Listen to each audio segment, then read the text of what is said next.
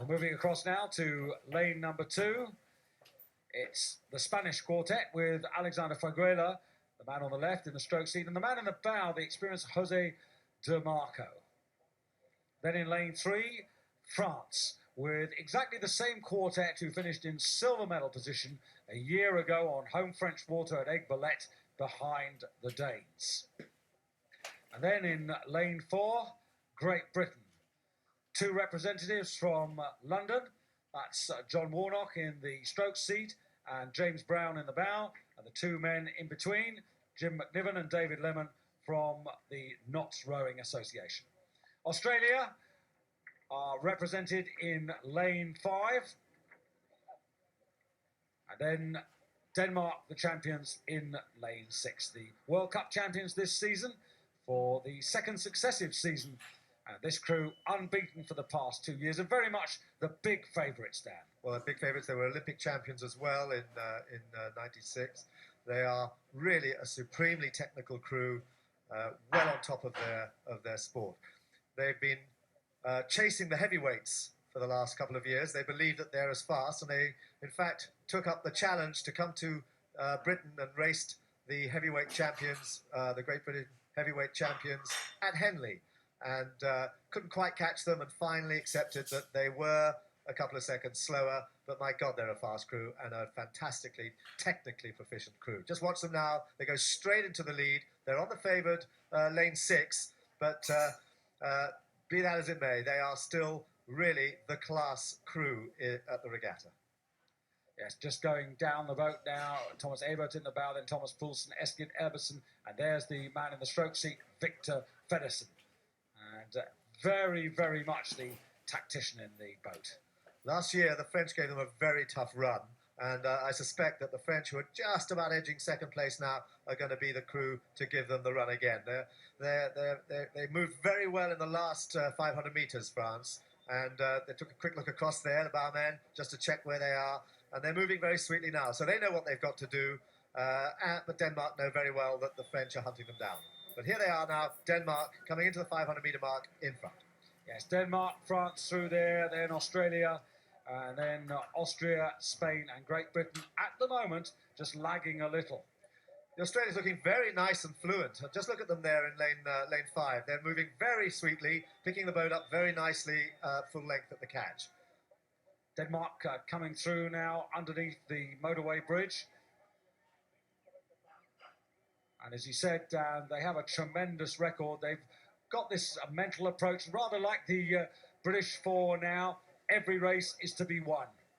Absolutely. But just look how well they pick up the stroke at the catch there. Really connected, very, very accurate. Good, solid finish that sends the boat well. But Australia are there with them as well, and France. Australia very relaxed there. Very relaxed over the front end as they pick up the catch.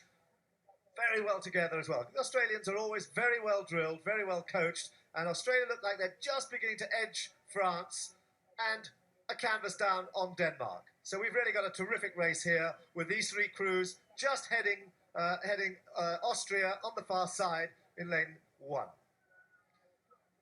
The Australians in picture now, Darren Balmforth, Simon Burgess in the 2-seat, then Anthony Edwards, and in the stroke seat, Robert Richards. And pretty useful quartet there. Anthony Edwards, third, a bronze medal in the lightweight double sculls at the last Olympic Games. And plenty of talent in that Australian boat. Great Britain there, just to the left there, trying to get into the picture in fifth position. Nice to see them back in a final. They've been having a bit of a struggle in lightweight 4 rowing. Good tradition in lightweight rowing, but they've been squeezed out of the picture for the last few years. But they're now back in the final, albeit in 5th position. And this Danish quartet, like so many, the men in the boat there have to combine their rowing with their day jobs. Victor Feddersen works in sales and marketing. The man sitting in the 2-seat, that's Thomas Poulsen, is a silversmith by trade, and Thomas in the bow there, an engineering student. I think the Danes have a very good programme there, run by Morten Espersen, He's a great performer in his own right, and he's now running the Danish challenge. And they've just opened up a little bit more now. After 1,000 metres, they've just opened up to half a length. But it's France now who are taking up the challenge from Australia. France, who are doing what they did last year, coming back into the picture in the second half and beginning to put pressure. They're moving just slightly ahead now of Australia, who are still rowing technically really well indeed and comfortably. On the far side, Austria still in the hunt. And Britain with a quarter of the race left with an awful lot of work to do. They certainly aren't going to win the gold medal, Great Britain. The real question is whether they can squeak themselves into a bronze medal position. But at the moment, the Danes, I have to say, even though they're in lane number 6, they are being asked to work very hard. They're looking a little bit rough around the edges there because they can feel the French. They must have known that the French would be coming after them because they only just scraped home last year ahead of them. But France certainly are now going for it. It's still half a length. Australia's still there. Austria's still there. So the bronze medal in contention still. But France now putting pressure on Denmark. Denmark there, just for a few strokes though, started to raise the stakes there and started to look very good. But the French responding, and they're certainly still a threat to the Danes now. The Danes know it. And Feddersen is really at maximum revs now. They are really pushing this up, the Danes. Well, they were at 37 quite comfortably. They had to go up to 40 now. And at 40 strokes, they're still holding that half a length lead. They've got the measure of France. France attacking.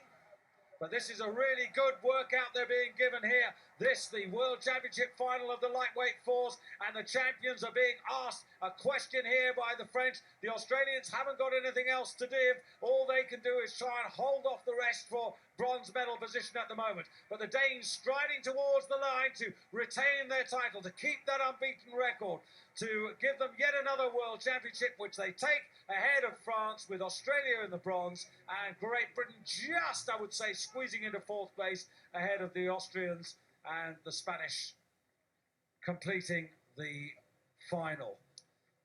Well, I don't know how you can stand up. I think that was a pretty hard finish there. I think they were under a lot of pressure there at the end. They just looked a bit shaken about 2/3 of the race there. France putting them under a lot of pressure, but they are pleased. That's 3 titles in a row and a great performance for Denmark. Just about a quarter of a length ahead of France, who have to settle again for silver medal. And they clear of Australia, who put up a very good showing on their first